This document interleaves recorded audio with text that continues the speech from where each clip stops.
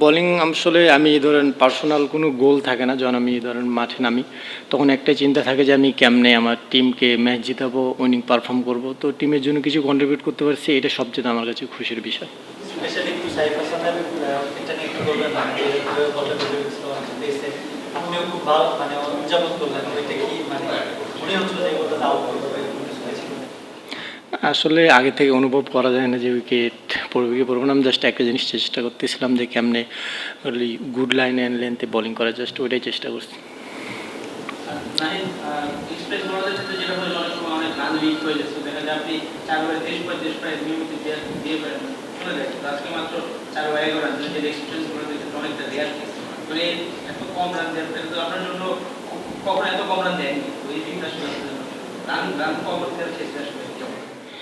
আসলে ধরেন বেশি রান কম রান এই জিনিসটা আমার কাছে ম্যাটার করে না। আমার কাছে ম্যাটার করে যে আমি কেমনে আমার টিমকে টিম উইনিং পারফর্মটা আমি কেমনে দিতে পারতেছি। ধরেন হতে পারে সেটা ধরেন আমি লাস্ট 3 ওভারে 30 রান দিছি, লাস্ট ওভার আমি ধরেন 2টা উইকেট নিয়ে, কিংবা লাস্ট ওভারে আমি 2 রান দিয়ে আমি যদি ধরেন 3 ওভারে 40 রানও দিই, বাট লাস্ট ওভারে ধরেন যদি 7-8 রান লাগে, আমি যদি ম্যাচ জিতাতে পারি ওটাতে আমি হ্যাপি। কারণ আমি এখানে পার্সোনাল গোলভাবে কোনো কিছু দেখি না, আমি দেখি একটা জিনিস যে কেমনে আমি আমার টিমকে উইনিং পারফর্ম দেবো।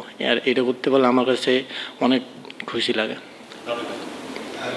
আগের ম্যাচগুলো হচ্ছে আজকে কিছু ডিফারেন্ট করেছেন, মানে আপনি প্রিপারেশন ওয়াইজ, কারণ আগের ম্যাচগুলোতে অতটা ভালো হয়নি। আপনি তো রিদমটা আপনার জন্য খুব ইম্পর্টেন্ট, হয়তো রিদমটা সেভাবে পান নাই বা থ্রোর 4 ওভার সেভাবে বলতে আছেন। আজকে কিন্তু ফার্স্ট থেকে আপনার 150-এর কাছাকাছি যেটা লাস্ট পর্যন্ত ছিল, এবং যে রিদমটা দুর্দান্ত ছিল, স্পট অন ছিল সব জায়গায়। সো প্রিপারেশনে কোনো ডিফারেন্ট কিছু করেছিলেন কি, বন্ধ কোনো কিছু ছিল? না, আসলে ডিফারেন্ট না, কারণ আপনার হচ্ছে আমি আমার পেজ ধরেন এর আগে যা ছিল এখনও তাই আছে।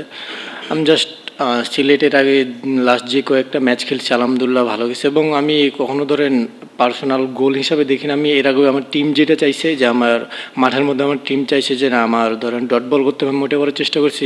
যখন যে আমার টিম চাইছে যে না তুমি উইকেট টেকিং বোলিং করার চেষ্টা করো, রান লিক হলে সমস্যা নয়। তো এখানে আমি জাস্ট একটা জিনিসই চেষ্টা করছি এর আগে যেগুলো করছিলাম, যে কেমনে আমার টিম যেটা চাইতেছে আমি ওই জিনিসটা এক্সিকিউট মাঠের মধ্যে করতে পারতেছি কিনা। তো আমার আজকে টিমের একটাই প্ল্যান ছিল যে না জাস্ট তুমি রান ছাড়া বোলিং করো, এবং যদি উইকেট আসলে অটোমেটিক উইকেট আসবে। তো আমি ওই জিনিসটা জাস্ট এক্সিকিউট করার চেষ্টা করছি মাঠে।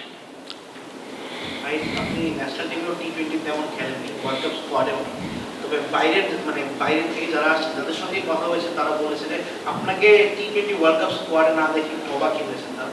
মানে আপনি আপনাকে টি-20 নিয়ে অ্যাসেসমেন্ট কীভাবে করবেন? মানে আপনি ওয়ার্ল্ড কাপ স্কোয়াডে নেই বাট পারফর্ম করে যাচ্ছেন না, নিজেকে কোন জায়গায় রাখতে যাচ্ছেন এবং ইন ফিউচার টি-20 নিয়ে আপনার প্ল্যান কি? আসলে দেখেন সিলেকশনের প্ল্যানটা আমার হাতে না, প্রথম কথা। সেকেন্ড কথা হচ্ছে আমার কাজ হচ্ছে একটাই, কেমন আমি পারফর্ম করব। আমি এই জিনিসটাই করে যাচ্ছি, এবং এই জিনিসটা আমি আমি আমি জানি যে আমার যে কোনো সময় ধরেন সুযোগ আসবে, সুযোগ আসলে তখন আমি প্রুভ করব। আমি তো এখন ওয়ার্ল্ড কাপ স্কোয়াডে নাই এটা নিয়ে আমি কখনোই চিন্তা করি না যে আমি কেন নাই।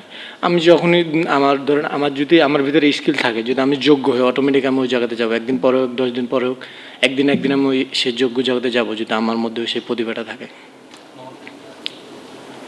রাইট, আপনি দুইটা প্রশ্নের উত্তরে বলেছেন যে পার্সোনাল এবং টার্গেট সেট করেন না, কিন্তু বোলারদের ক্ষেত্রে আমরা একটা জিনিস স্পেশাল যারা এগুলো এক্সপ্রেস করছেন, পেসের ক্ষেত্রে গতির ক্ষেত্রে ওরকম কোনো টার্গেট কি আপনার সেট করা থাকে কিনা, যে আমি আগের ম্যাচের চেয়ে ভালো করবো বা আগের টুর্নামেন্টের চেয়ে ভালো বলতে হচ্ছে কি গতিটা বেশি করবো, ওই রকম কোনো স্পেসিফিক টার্গেট কি আসলে আপনার সামনে থাকে কিনা? এটা অনেক বোলারের সামনে তাদের থাকে, তাদের আপনার মতো বোলার যারা রয়েছে, সেইটা কি আসলে আপনার সামনে বিপিএল কে ঘিরে বা বিপিএল টুর্নামেন্ট যত আগাচ্ছে ওরকম কোনো কিছু কি আছে?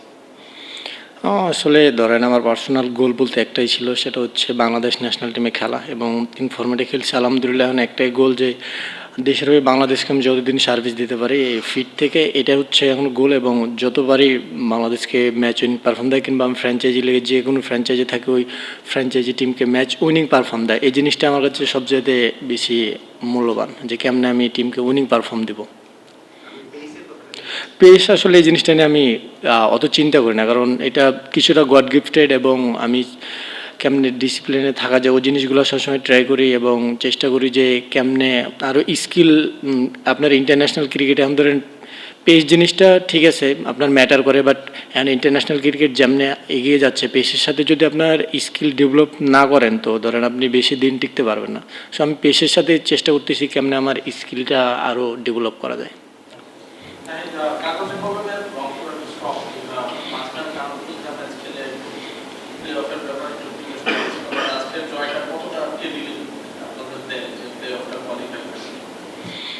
আসলে ধরেন অবশ্যই ধরেন টানা 3টা ম্যাচ যদি হারেন তো একটু টিমে ধরেন মেন্টালি আপনি অটোমেটিকলি ডাউন হয়, বাট আমাদের সবারই দেখে মনে হচ্ছিল যে কনফিডেন্স ছিল এবং ওই কনফিডেন্সটা আমরা মাঠে যে সবাই নিজের স্কিলটা এক্সিকিউট করার চেষ্টা করছি।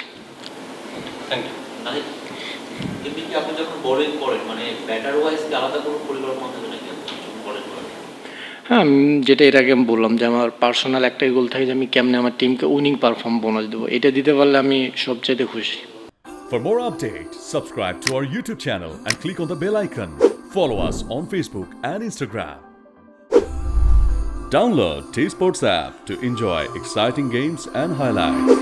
Visit tsports.com.